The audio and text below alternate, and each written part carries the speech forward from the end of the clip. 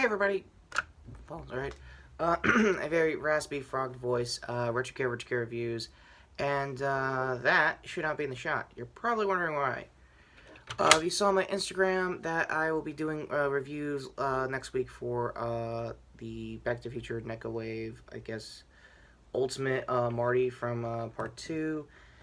And me as a spider spirit animal in some cases, Peter B. Parker from the Marvel Legends line. I know Mezco's line is the better line. Reason why I didn't do it because the price, as per usual, when it comes to Mezco figures. This is going to be my quick review so far of WandaVision. So I will be doing sporadic spoilers for everything up until episode 6. As of this recording, 7 hasn't come out yet. Why that's a meow meow. Second takes. Another reason why I went ahead and said screw it, I'm going to do TV reviews instead of addressing the Gina Carano situation is that I have one or two channels I actually like that want to see her get uncancelled. I doubt it because I will not be putting links to anything from Daily Mail because Ben Shapiro is a freaking asshole. And how do I say this nicely? I hope nothing but the best for Gina's future endeavors of basically having Ted Cruz and Ben Shapiro kiss your ass. I don't know how to say this. I'm not apolitical, but there are times where I just really want to tell the apolitical guys to just go, she got caught for saying crazy crap throughout all this year, constantly reposting. What did you think was going to happen? And yeah, an Instagram post that I'm not also going to talk about because I don't like to have my show, my show, or I guess it's a show now, channel get screwed for citing my opinions. I will say the post is crap, and I believe she was misquoted, and I believe, much like her peers that are now her biggest fans, even though they never watched a Star Wars a day in their life, don't know how to history better. Just gonna put that out there. Internet Today covered it better than probably a lot of people were saying. Yeah, no shit, this was gonna happen. Part 2. So with that out of the way, let's get to WandaVision, episodes 1 through 6. Keep in mind, I will be watching the finale with a very special guest for my channel, and probably the first time ever, that I've been trying to do since that one, I guess, Sentai Mother's Day special. Yes, I'm gonna try to get my mom to watch, or watch the final episodes and sit through a review with me. Keep in mind, if you like me being sporadic with spoilers, oh boy, my mom is a little bit like that and more. Let's get to the obvious first couple episodes. A very slow build. It was very 50s, 60s, and mid-70s, I want to say. A lot of shows I'm not going to remember off the top of my head. My mom was the generation I grew up with, at least one of those shows, and hopefully she can spot most of those references there. Card 2, mostly Andre from Black Nerd Comedy, who did dive into those kind of references and Easter eggs. And mostly what you're missing on those first 2 episodes is trying to explain that this is like strange, this is weird. Yes, she's in a TV show, but is it a TV show for making after Endgame? And that's kind of where most of the non-spoilers are going to be there. For those episodes, I will try to remember as much spoilers as I can. Maybe re-binge for the final episodes when they drop.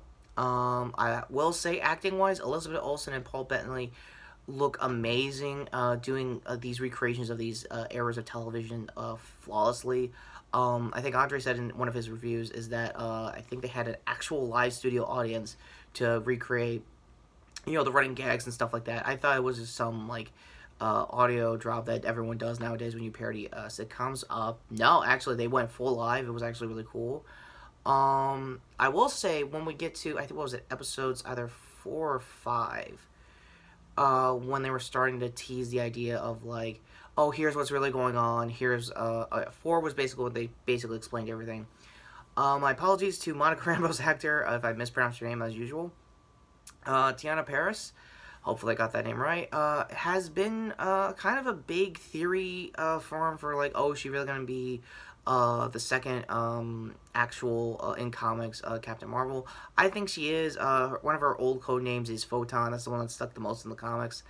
And unfortunately, she has a very limited Wikipedia history, so mainly because they haven't really used her much throughout a good chunky years in the publication history when it comes to that character. Link down below if you want to, like, search yourself for any better history. If anything, Comic Strike did a quick rundown on that. Again, card 2 in the cards. With that all said, the big surprise is Kat Dennings coming back as Darcy from Thor. Specifically, the last time we saw her was Thor Ragnarok, Dark World of all places. So about a good 10-year gap, and I think more so with the blip. Yeah, they mentioned the blip again. It's actually canon now in an actual MCU kind of timeline, show in this case, not movie. It wasn't like I don't know. Maybe what they agreed to that kind of terminology with Sony so they could use it with Far From Home when it was coming out.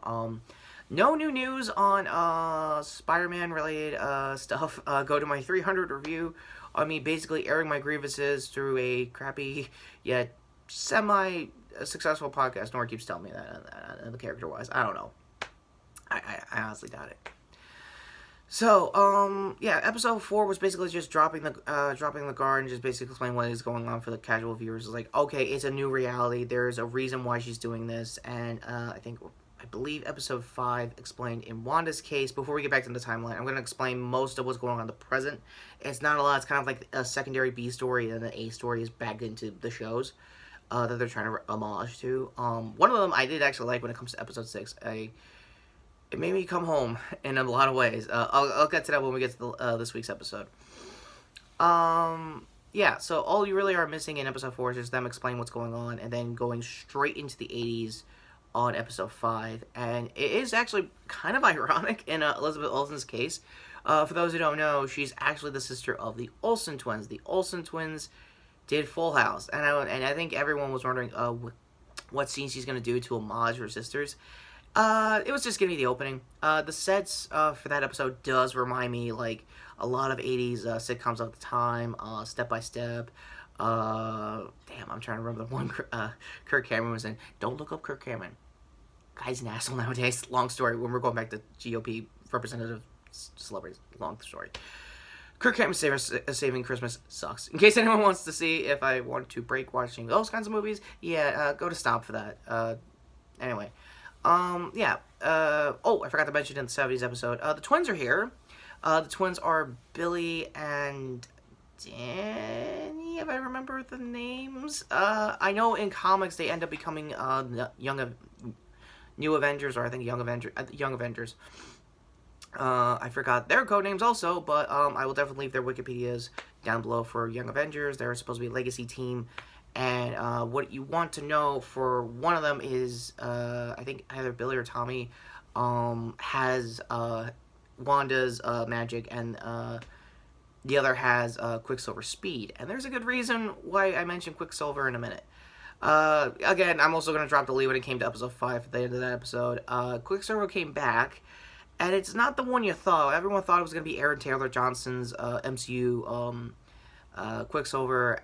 Turns out, no, you're not getting that. You're getting Peter Evans from the X-Men movies, which is amazing. I did a Stardust React. Again, go to my socials for me reacting to that in the spoilers section for that React. And I loved it. It was great. I audibly gasped. I had no clue. I wasn't like digging into rumor mill for this show. And going forward for MCU stuff, I'm going to keep going with that strategy because it has a natural reaction. It felt like it earned it. Also, we'll have a better natural reaction if it sucks. Just saying, going forward, Kevin. Just letting you know that, Kevin Feige. So yeah, episode 6. I'm going to be speed running mostly these 2 episodes because, again, I'm going to go more in depth with it with my mom when we get to the season finale for WandaVision. I really love episode 6 because it spoke to me more as a guy who was watching these sitcoms along with my family over the years. Where I came into the fold was basically the 90s and 2000s. I grew up watching, sometimes having laugh-tracked shows like Full House or Roseanne, or even wow, my friends are gonna I've had a semi-beef for this up until now.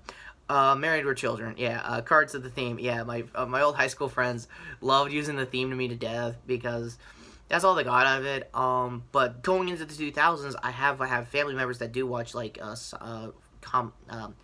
laugh trackless sitcoms like The Middle or even Modern Family, which I think they're going to be doing in episode 7, by the way. So yeah, but the one that like really spoke to me as like a kid at the time during those 2 decades was Malcolm in the Middle. As you could tell right away from the opening, it was great. Peter Evans looked like he had a fun time just chewing the scenery, being allowed to chew that much scenery. For those who also know about Evans' filmography, he's also been a running character throughout the American Horror Story anthology series. I am not a huge American Horror Story fan. For those who do love the show, I totally am happy for you guys to have that guy actually be in an MCU show proper, and actually not be like some guy that Wanda absorbed into the dome. Like, no, it's actually him from like another universe, but with MCU memories. And you could tell on 2 occasions that, yeah, it's definitely dead him, not definitely, X-Men him. Again, this is going to be spoilers going forward for episode 6, so if you haven't seen it already, please go now. There was 2 flashes. Back in the 70s episode, in episode 3, in 3, Vision had like a quick snapshot of him when he got killed in Infinity War. And it was really weird because it was like, they purposely showed like the chroma key being like gratified and stuff, which they did in Vision CG during that movie. And then Wanda's like, oh fuck, change. And I think the same thing too, but it wasn't really under her control with Quicksilver, who, by the way, this is also a Halloween episode, so it kind of makes sense to have some kind of scare in this episode. By the way, they basically had their comic accurate suits. They've been doing that since the Netflix shows, to just have it for one scene, but in their case, they had it for a whole episode, which is kind of a bold strategy. I'm going to be honest with you, Cotton. Yes, I kind of sort of love using that bit from Dodgeball. I am that guy. My bad, in case you'd hate it. It doesn't hold up. Other than the Cotton meme, I understand. Believe me. Anyway, so most of what Vision was doing, even like going into the 80s episode, was trying to investigate what was going on, seeing like, he's now trying to like understand, is this like Wanda's reality? Is this Westview, the town they mentioned, is like somewhere in Jersey? Speaking as a New Yorker, I don't know every single small town outside of my borough or outside of other people's districts in Jersey. But let me know in the comments if that's actually a town or like a MCU-ified town. I doubt it's the other, honestly. Another reason why I'm happy they're setting it in Jersey of all places is that I think Disney also, when they did their big investors call, card on my video when I was explaining that. They basically went on and on about basically getting Ms. Marvel in here, Kamala Khan, Ms. Marvel, and she is a Jersey hero, so it makes a lot of sense they want to tease that right now while they got the jump on it after the investors call, so it makes sense. Other than that, as far as going back into the episode 6, when Vision was going outside of like the center of the town, everyone was like frozen and not actually being active. Like, I think Wanda said it either episode 4 or 5 that what you're seeing, I can't control them all. I just freeze them or put them to sleep. You think I'm in charge of like all their dentist appointments and crap. And I loved their argument last episode in 5. Because it showed, like, the seeds of them maybe getting a divorce in her reality. Like, could she deal with that, mentally speaking? For those who also don't know, I think Linkard did wow, I forgot that the event that this is also based on. There's actually 2 events in the comics that is basically heavily referenced and loosely adapted here for WandaVision. Tom King's Vision run, where he was just trying to make like his own nuclear family with his own synthezoid kids and stuff. Hence why you got Viv in Champions. And in her case, Kingdom Come, damn it. I forgot. It was Avengers Disassembled, where she got to say no more mutants. It was that arc, so hopefully if I could get the event itself during Linkard's Events Comics Month, go there. House of M, there we go.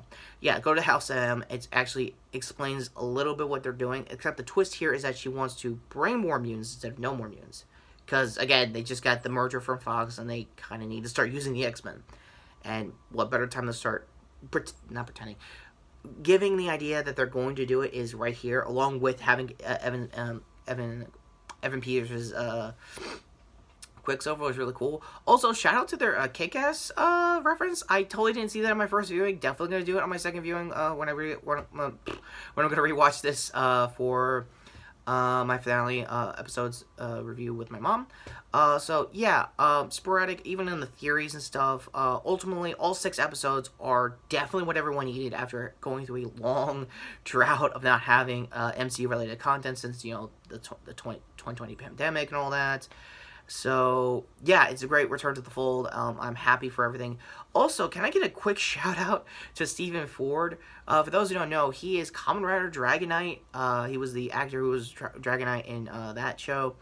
And as a Toku fan, he just pitched the biggest thing and basically shoot a shot, I think, over Twitter, of having Jimmy Woo's character, Randall Park's character to be basically his own MCU show for Sword and stuff, and make it like X-Files and stuff, and have like a skeptic, like Scully cutting character, like, okay, none of this make any sense. And I'm like, dude, you've been through 5 years of the entire world being snapped in half, the multiverse is a thing, and you saw Chitauri, whatever. That's where the crux of that comic is going to be. And honestly, there have also been people that did fan art of it. I'm going to highly recommend following Steven's Instagram. He's totally awesome. His girlfriend's awesome too. They both have like I think joined separate YouTube channels. I'll link to them down below. They're also really good. They know what they're doing on their content as well. In his case, he's doing a lot of Warzone skits, and it's totally fun. It's totally awesome sometimes for those who are into Call of Duty. Okay, so all the ramblings aside, wow. For my ratings for all 6 episodes, it's 10.